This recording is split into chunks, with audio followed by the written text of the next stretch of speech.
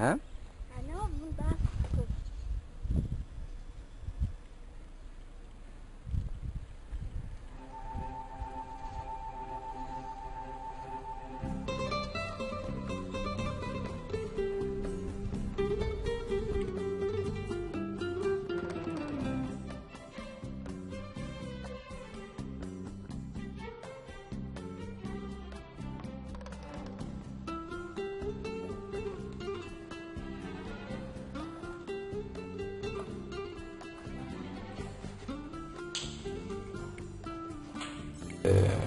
منحنيات المستوى وحدود الطبقات انطلاقا من الخريطة الجيولوجية. بالتالي هذا سيمكن إن شاء الله من تسهيل عملية إنجاز مقطع جيولوجي. نأخذ في البداية مجسم لمنطقة سهلة بسيطة، طبقات أفقية كما تلاحظون، طبقات أفقية مع التضاريس التي رسمها الواد بفعل الحث، تمثل نموذجا مبسطا لمنطقة لهضبة الفوسفات التي درستم أو ستدرسون إن شاء الله في استعادة التاريخ الجيولوجي لمنطقة معينة، كمثال هضبة الفوسفات. هي هذه مع منحنيات المستوى والكل يشكل ما يعرف به الخريطة الجيولوجية. هذا منظر مبسط لهذه الهضبة، بحيث طبقاتها أفقية سهلة للتدريس وللمناولة. إذن كيف تم الانتقال من المجسم ثلاثي الأبعاد كما تلاحظون إلى الخريطة الجيولوجية بعملية الإسقاط. أنا سأحيلكم إلى فيديو آخر اللي هو الخريطة الطبوغرافية فقط، دراسة الخريطة الطبوغرافية. كما تلاحظون طبقات أفقية، منحنى المستوى مثلا هذا منحنى يمثل مجموع النقاط التي لها نفس الارتفاع مثلا 100 متر، ثم المنحنى الثاني 200 متر، المنحنى الثالث 300 متر، المنحنى الرابع نفترض أنه 400 متر. ثم في هذه الحالة نلاحظ أن المنحنيات مع حدود الطبقات متوازية كذلك حتى في داخل التضاريس على مستوى الأودية. الأودية فالي، كلمة في يوجد حد تعمق الوادي في كذلك في جميع الاتجاهات. حتى في الوادي نلاحظ وجود هذا التوازي بين حدود الطبقات ومنحنيات المستوى بهذه الطريقة. الشكل هذا واضح. الجهة الأخرى كذلك. عند إسقاط هذه الخريطة الجيولوجية على مستوى P ثنائي الأبعاد، عملية إسقاط فقط بسيطة، يعطينا هذا الإسقاط بالشكل التالي كما هو مبين هذه الوثيقة. إذا إسقاط النموذج هذا إسقاط عمودي يعطينا خريطة جيولوجية ناقصة شيئا ما، لأنه خاصها من خريطة جيولوجية خاصها منحنيات المستوى. طيب بعد إسقاط المنحنيات وإسقاط فوق المنحنيات استصلاح الصخور، يبقى ذلك التوازي الذي رأيناه في المجسم موجود على الخريطة. توازي وفي ممشى المنحنيات، في ممشى حدود الطبقات تتبعها منحنيات المستوى. طيب هذه طريقة مبسطة للتطرق إلى الخرائط اللي هي شوية مفصلة، لا أقول معقدة ولكن أقول مفصلة، لأنه فيها منحنى المستوى تمثل الواقع على الأرض. هذا الجزء الأول إسقاط. إذا في حالة كقاعدة، نأخذها كقاعدة، إذا كانت طبقات أفقية، فإن منحنيات المستوى تكون موازية لها حتى في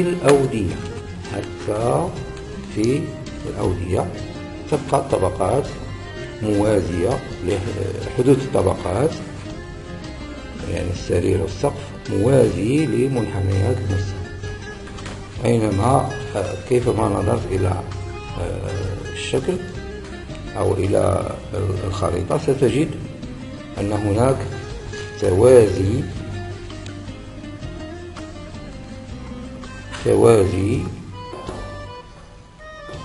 بين حدود الطبقات في الأودية كيبانو على شكل في.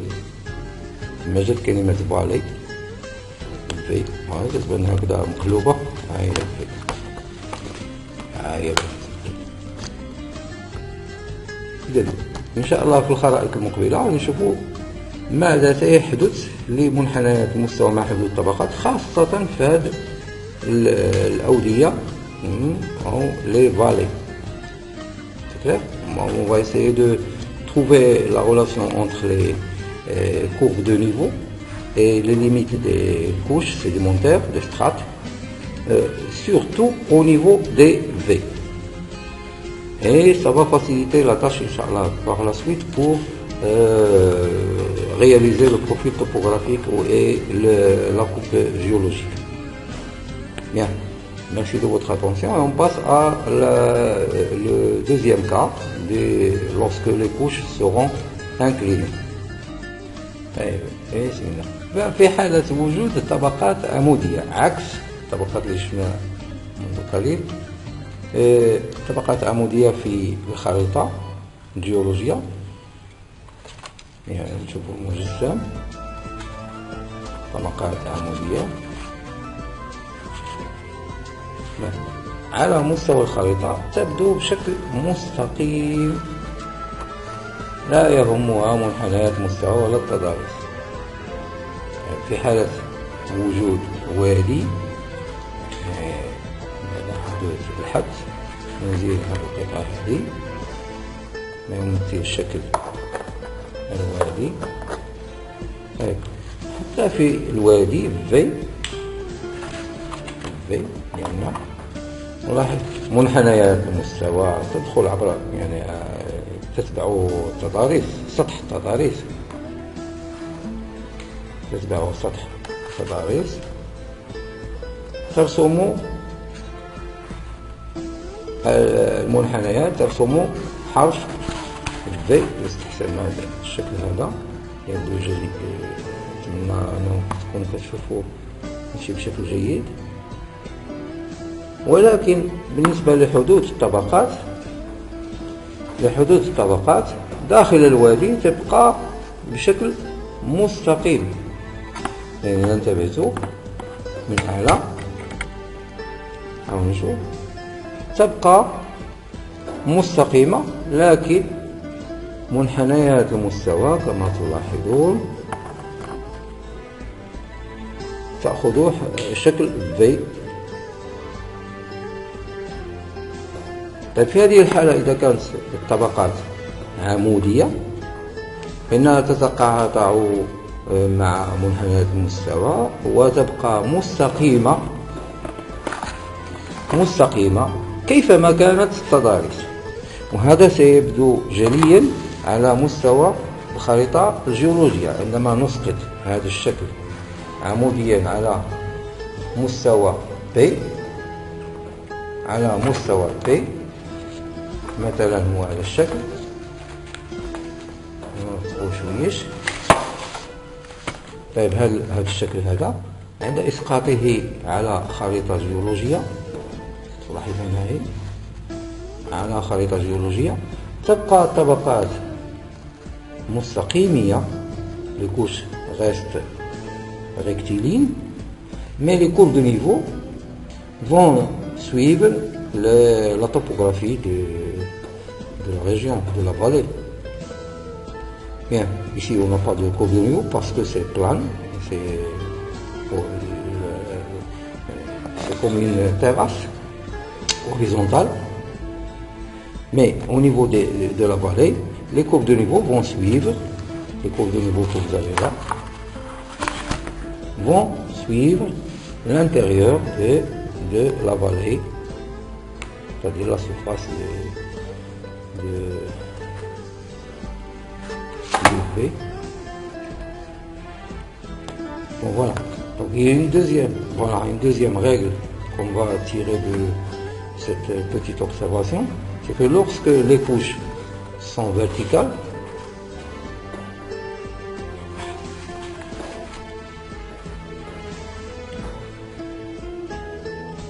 ils vont rester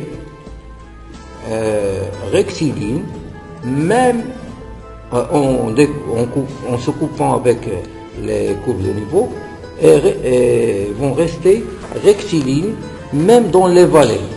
Même dans les vallées, on va les trouver sous forme de couches parallèles, mais rectilignes. Ça, c'est le deuxième cas, qui est un peu bizarre. C'est la nature qui détermine les règles, c'est pas nous. Comme vous voyez, on ne fait que copier ce qui est dans la nature.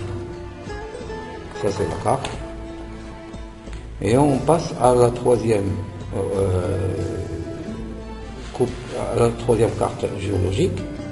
Troisième cas, la relation des V que tracent les courbes de niveau avec la limite des couches. Bien, j'espère que vous allez poursuivre cette étude. Bien, bismillah. Troisième cas, les strates inclinées.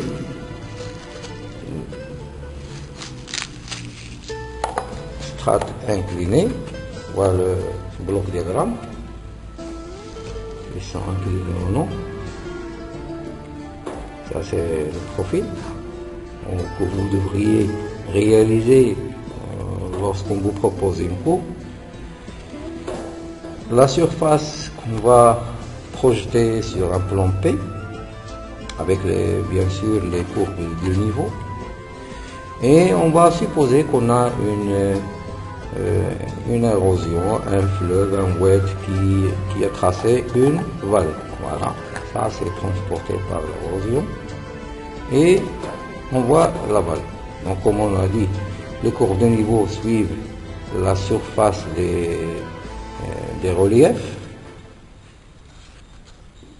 Ils s'en foutent carrément de la surface, ils sont toujours horizontales, les courbes de niveau. Même au niveau des vallées, ils entrent d'une façon horizontale. Mais ils poursuivent la surface du relief en traçant un V, comme on va le voir. À l'intérieur des vallées, ils vont tracer un V. Donc ici, par exemple, ici 100 mètres, 200, 300, 400. Voilà, 100, 200, 300, 400 mètres.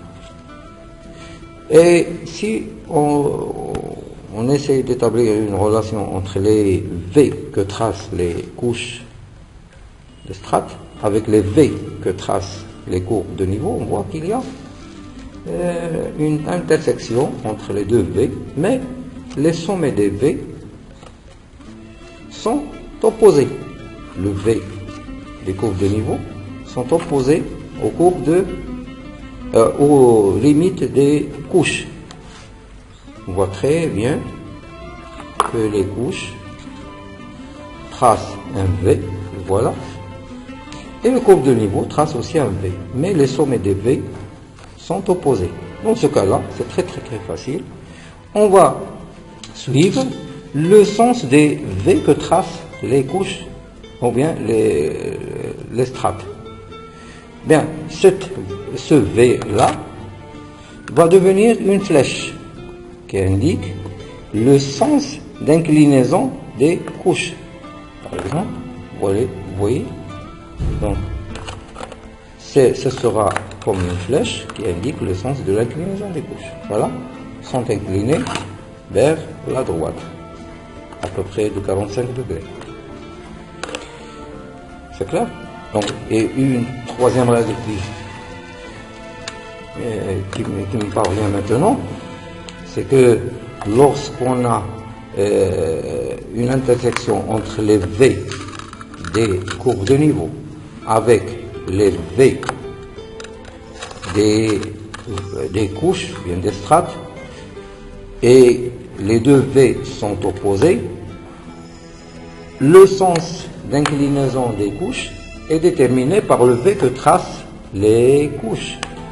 Essayez de répéter, parce qu'il y a pas mal de choses qui se répètent ici. Essayez de répéter, de faire pause et de répéter ce que j'ai dit. Lorsque les V des courbes de niveau avec les V des couches sont entrecroisés et de façon opposée, on suit le V que tracent les couches. Mais on va voir ça sur la carte géologique. La carte géologique, la voilà. Donc je vais essayer de suivre la même disposition du bloc diagramme. Vous pouvez le voir. Ça c'est la projection en 2D de la carte géologique du bloc diagramme. On voit très bien maintenant que les courbes de niveau au niveau du V, ça reste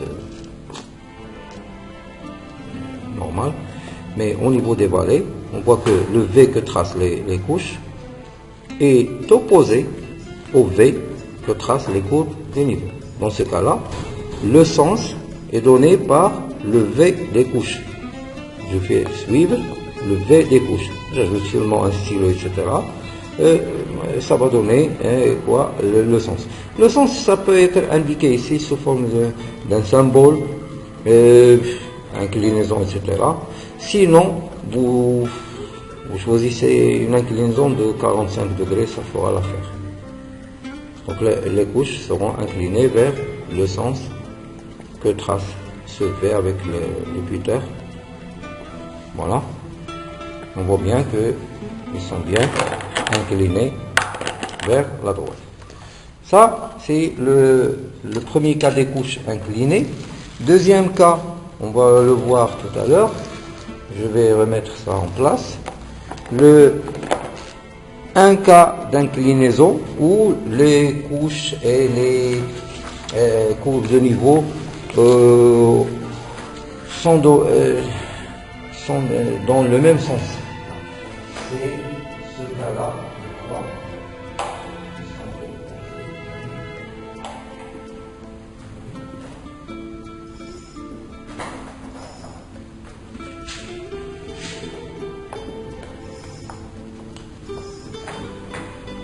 Voilà. Si les couches, je vais essayer de me voir ça. Donc, si on va supposer un modèle comme ça, les couches sont inclinées vers la gauche pour aller à l'horizontale. L'érosion a fait son travail, elle a arraché ce morceau. Et voilà ce qu'on va trouver dans ce cas-là. Dans ce cas-là, on voit bien le V que tracent les courbes de niveau et le V que fait les couches au niveau de la vallée. Ce sera mieux comme ça.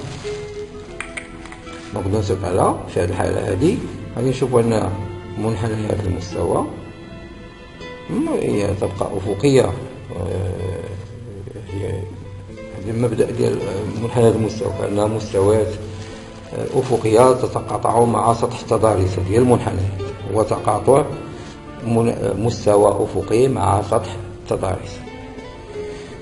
تبقى المنحنيات أفقية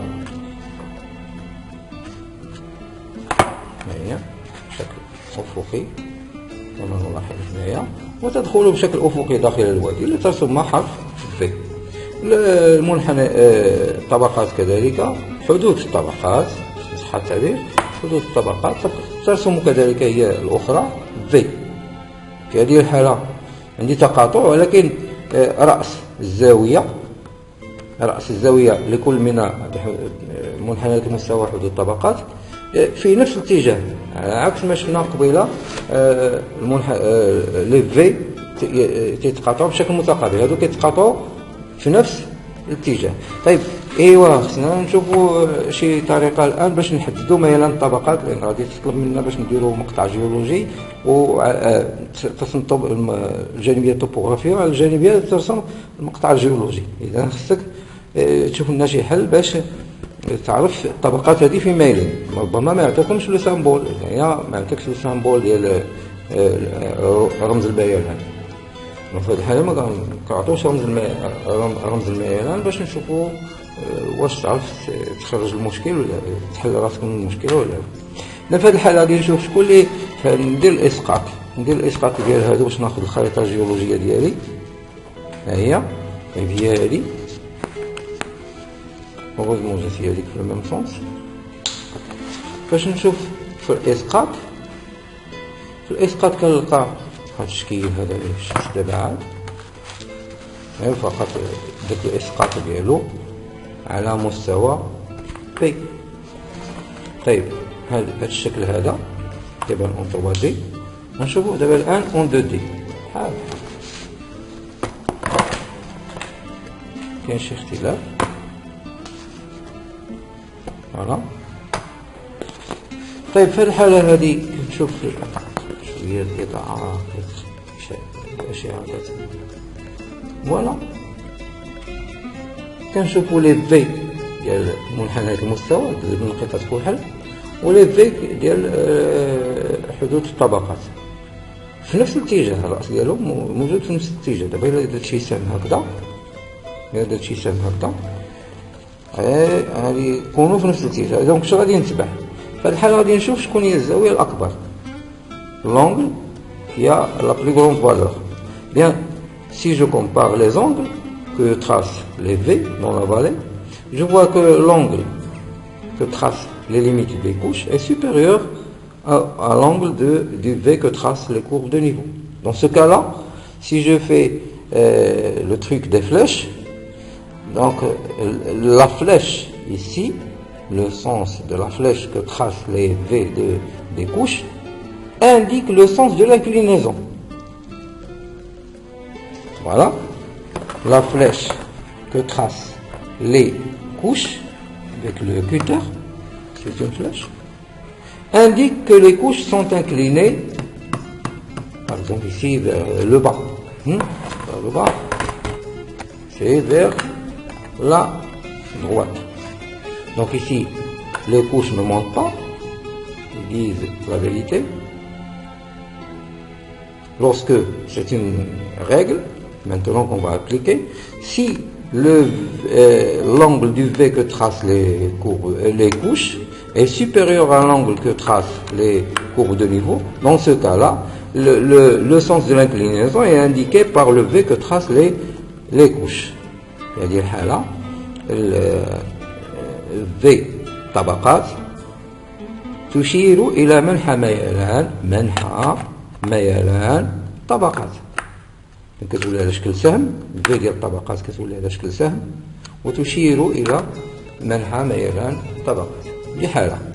طيب هناك حالات أخرى، هذه حالة عادية بحال شفناها سابقا باش يكونوا تيتقاطعوا لي في ورأس متقابل كنتبعوا في ديال الطبقات اللي شفناها سابقا، هي حالة زايدة بحال الحالة السابقة. طيب نشوفوا حالة أخرى. V ça ne manque pas dans la nature. في الممشيزي تلقى V، في الممشيزي تلقى أودية، غادي تلقى تضاريس مرتفعة شيئا ما غادي تلقى فيها أودية. طيب الآن حالة شوية خاصة اللي هي تكون في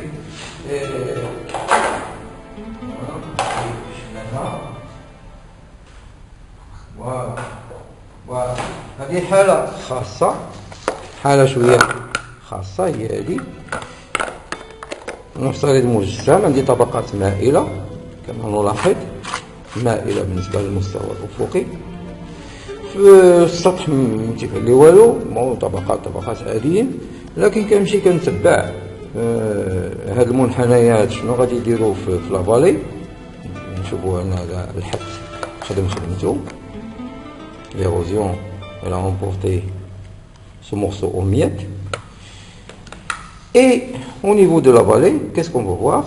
Dans ce cas-là, c'est un cas très particulier.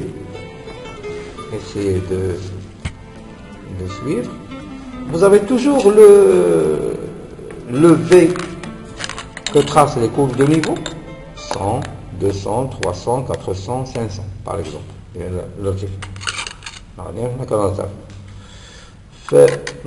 Dans la vallée, on voit que les courbes de niveau ne sortent pas de la règle, elles tracent le V, ainsi que les couches que vous voyez là, les limites des couches tracent aussi un V, qui est très visible si vous poursuivez la couche qui est en vert clair. Pour la couche qui est en vert clair, elle donne un V. Ben, le sommet des angles dans le même sens, les deux V sont dans le même sens, et on essaie de comparer l'angle des V que tracent les courbes de niveau avec les V que tracent les couches. Dans ce cas-là, voilà, نشوفوا voilà شنو كيقولوا شكون اللي هي صغيرة، الفي ديال لي كوش ولا الفي ديال المنحنيات المستوى. تبارك الله عليكم لقيتوه. إذا الفي ديال لي كوش أصغر من في ديال المنحنيات. في هذه الحالة غادي نشوف إذا درت سهم نشوف هذا السهم إلى أين يشير. سهم هو هذا يشير مفاجأة، الميلان في اتجاه معاكس للسهم. السهم يشير مثلا إلى اليمين والطبقات مائلة نحو اليسار. اليوم قلت لكم حالة خاصة لوسكو فاش تكون في أن في الذي تصمه الطبقات له زاوية أصغر من في الذي تصمه منحنيات على المستوى. في جميع الأماكن جميع النقط نجد أن في لحدود الطبقات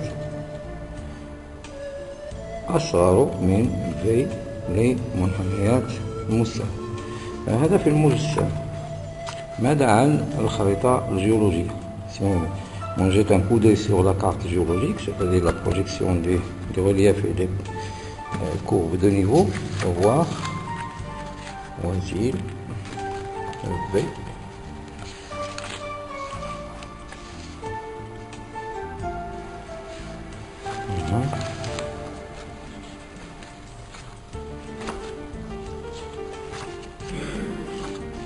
Je crois que c'est celui-là. Voilà. وفي هذه الحالة منحنيات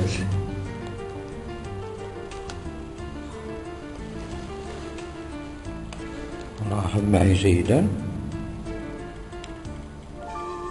إسقاط تضاريس استصلاحات صخرية les affleurements géologiques des couches géologiques et les courbes de niveau sur un plan P. Ça donne une carte géologique comme celle-là. Bien. On voit bien que les courbes de niveau, c'est un l'envers. Voilà. Les courbes de niveau, 650, 700, 750, 800, voilà, ont un angle V supérieur à l'angle V que tracent les couches. Et de cela, on peut tirer une petite conclusion, bien une règle. Si les l'angle du V que tracent les couches est inférieur à l'angle que tracent les courbes de niveau, dans ce cas-là, les couches sont inclinées, on va voir, sont inclinées dans le sens contraire du V que tracent les couches. On voit bien.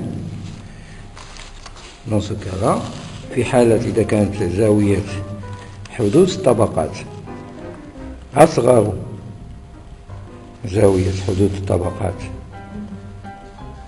نتبعوا غير بالخضر أصغر من زاوية منحنى المستوى، إذا في هذه الحالة الطبقات مائلة في عكس اتجاه V الذي ترسمه الطبقات. V ترسمه سهما في هذا الاتجاه، في حين أن الطبقات مائلة في الاتجاه المعاكس. إذا في هذه الحالة الميلان سيكون نحو الأسفل. نقوم بالنسبة لكم في الفيديو سيكون الميلان نحو الأسفل هذا الاتجاه. لأن هذا النموذج ثلاثي الأبعاد يساعد على معرفة هذه القاعدة، وسهل للإنجاز، سهل أي حاجة بالماستيك بالبوليستيرين بالخشب. لأن كانت هذه القاعدة الثالثة.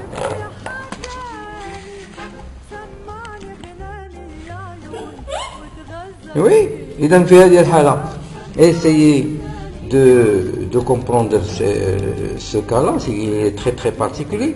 Lorsque le V que tracent les couches à l'intérieur de la vallée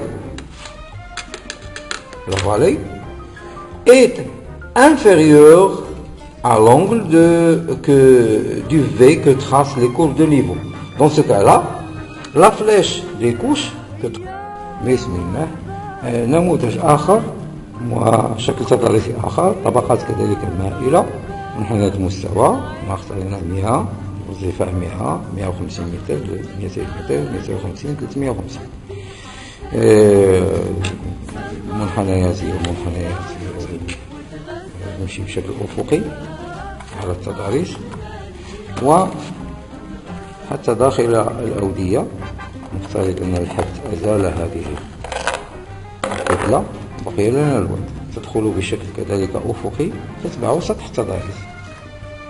مجموع النقاط التي تشير إلى نفس الارتفاع على سطح التضاريس، ترسم في داخل الوادي شكل كذلك في. نشوفوا في طبقات كذلك، حدود الطبقات ترسم لنا في،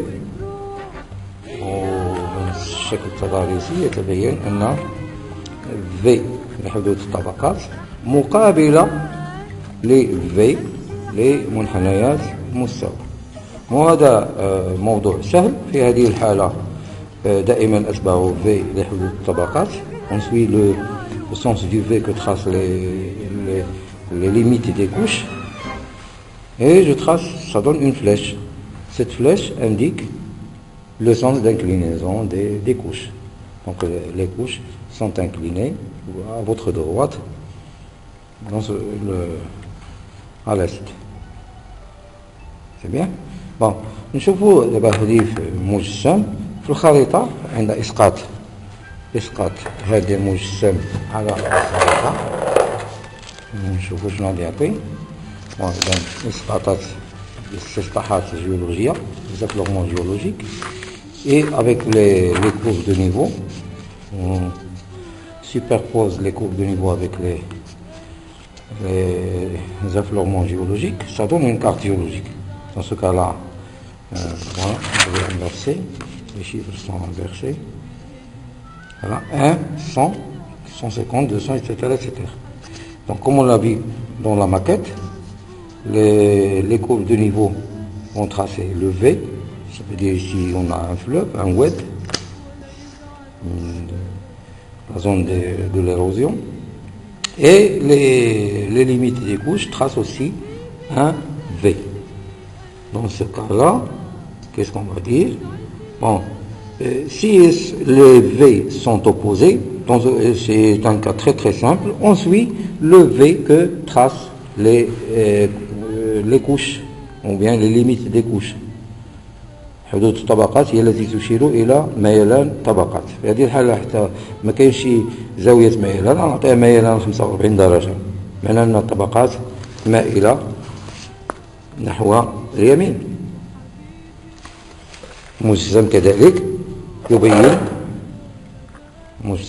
يبين ان الطبقات، السهم الذي ترسمه حدود الطبقات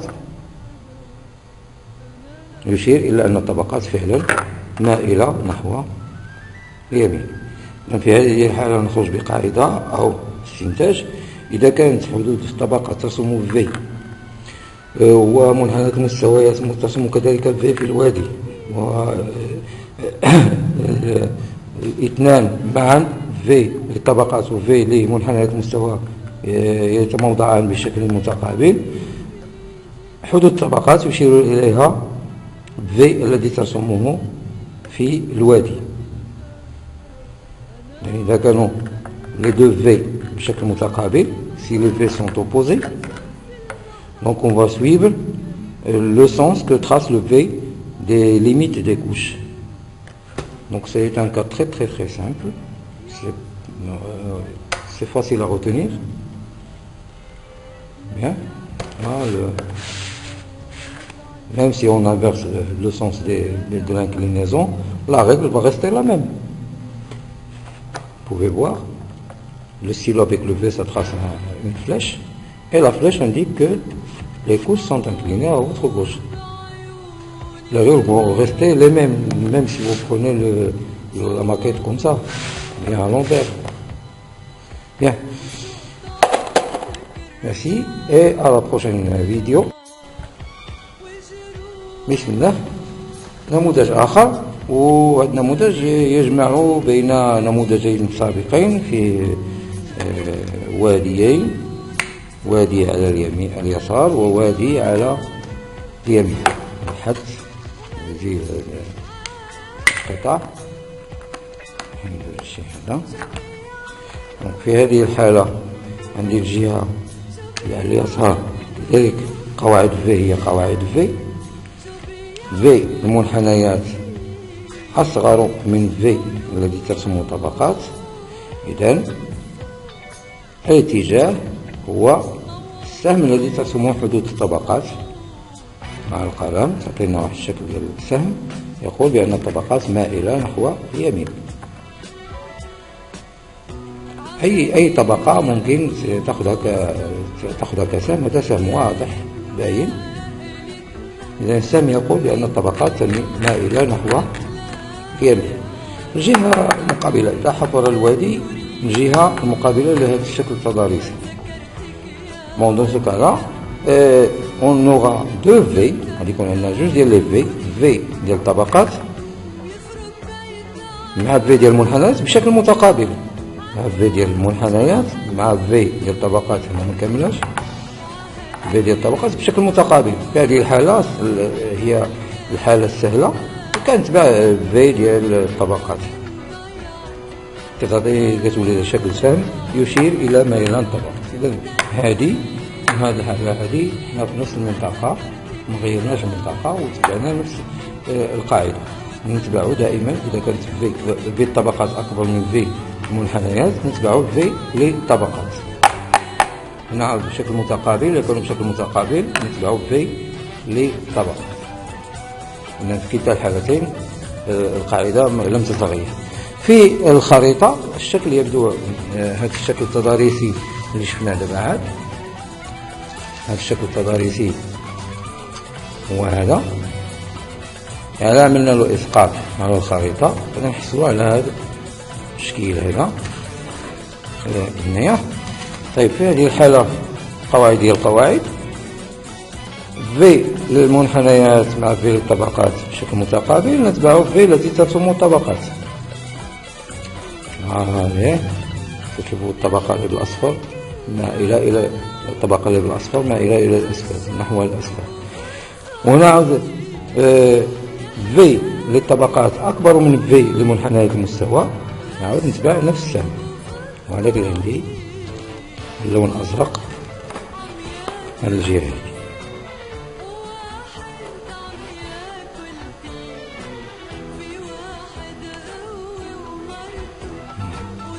والنموذج هو هذا، لأن نموذج ثلاثي الأبعاد. هنا الخريطة الجيولوجية. هذا سينا هذا. ندوز إلى موضوع آخر.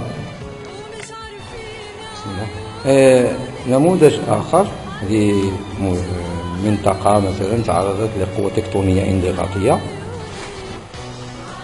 قوة تكتونية انضغاطية، فورس تكتونيك كونفيرجونت، أدت إلى طي الطبقات بهذا الشكل هذا. أعطتني في الوسط، هنا في الوسط طية مقعرة مندقة، وفي الجانب أعطتني طية محدبة. كلنا كنعرفو طية محدبة، طية مقعرة، أنتي كلينال سانكلينال. هذا في المجسم. ولكن في الطبيعة بطبيعة الحال عندما تنتهي السلسلة الجبلية تتعرض للحدث. نفترض أنه قام بإزالة هذا الجزء أخذه الحدث وأصبحت الأراضي مسطحة على هذا النحو. وفي هذه الحالة نشوف شنو وقع الطبقات. تبدو الطبقات بشكل مستقيم بهذا الشكل هذا. طيب في هذه الحالة نشوف الجهة اللي كانت فيها طية مقعرة شنو باين لي في الوسط. والطبقات حسب مبدأ التراكب، طبقات القديمة في الأسفل والطبقات الحديثة في الأعلى. كل طبقة هي أحدث من الطبقة المركوبة وأقدم من الطبقة الراكبة. مبدأ هنايا يمكن نطبقوه بشكل طبيعي إلى حد ما. نشوفوا الآن في الوسط شنو غادي يوقع. في الوسط كنلقاو الطبقات الحديثة، وكل ما بعدنا عن الوسط سواء إلى اليمين أو إلى اليسار نجد طبقات أقدم فأقدم. في الجهة اللي كان فيها طية محدبة كنشوفوا أنه في الوسط العكس، تبدو لنا طبقة أقدم طبقة. وكل ما اتجهنا، أقدم طبقة هي هذه بالنسبة لهذه قديمة، كل ما اتجهنا نحو اليسار أو اليمين كل ما بدأت تظهر طبقات أحدث منها. في هذه الحالة لو كان عندي شي رسم غادي ندير رسم في هذا الاتجاه، وهذا رسم هنا في هذا الاتجاه، ميلان بشكل متباعد. هنا ندير ميلان بشكل متقارب. إلا ما كانش عندي رموز الميلان غادي نشوف. طبعا إذا كانت عندي الحديثة في الوسط غادي يكون بطبيعة الحال المفتاح على جانب الخريطة كيساعدني. نشوف إذا كانت عندي الطبقات الحديثة في الوسط، وكل ما بعدت لنا كل ما لقيت طبقات أقدم، معناه أن هذه التشكيلة هذه عبارة عن طية مقعرة. في حين إذا مشيت للجهة الأخرى ولقيت الطبقة القديمة في الوسط، كل ما بعدت منها يمينا أو شمالا غادي نلقى طبقات أحدث منها. إذا هذه التشكيلة هذه غادي تكون عندي بمثابة طية محدبة. إذا خلاصة القول، الطية المحدبة في الخريطة تتميز بتواجد الطبقات القديمة، وكل ما ابتعدنا عنها نجد طبقات أحدث. الطية المقعرة في الخريطة الجيولوجية تظهر الطبقات الحديثة في الوسط، كل ما ابتعدنا نجد الطبقات القديمة على اليمين وعلى الشمال. الخريطة هذا هو الشكل اللي غادي نحصلوا عليه في الخريطة، هو هذا تمثيل للخريطة. ما كاينلاش هنا منحنى المستوى، لأن المستوى هذا عندي أفقي كله عنده نفس الارتفاع. ممكن ندير جانب يطبق رافع على شكل خط مستقيم وتشير للارتفاع اللي كان مثلا عطاوك مثلا هنا 300 متر، دير 300 متر وخط مستقيم. كان عندي تضاريس غادي يكونوا باينين منحنيات المستوى. J'ai choisi le cas le plus simple à discuter pour montrer les différences entre l'anticlinal et le synclinal. L'anticlinal, c'est comme ça. Il faut prendre le à l'envers. Voilà, on va voir ça. هكذا نقلبوا لا ماكيت احسن. يلا ماشي جينا النموذج مع الخريطة هو إذن l'anticlinal كنشوفو l'anticlinal عندي هنايا وهنا عندي le synclinal. Donc l'anticlinal au milieu vous avez la couche la plus ancienne et de part et d'autre vous avez les couches les plus récentes. Dans la structure synclinale vous avez au milieu la couche la plus récente et de part et d'autre plus vous vous éloignez du centre, plus vous allez trouver des couches plus anciennes. Ici c'est marqué dans la légende qui accompagne la carte, toujours, triage Jurassique 1, Jurassique 2, Crétacé 1, Crétacé 2, Miocène 1, Miocène 2, Miocène 3. Bien, merci de votre attention, à la prochaine vidéo.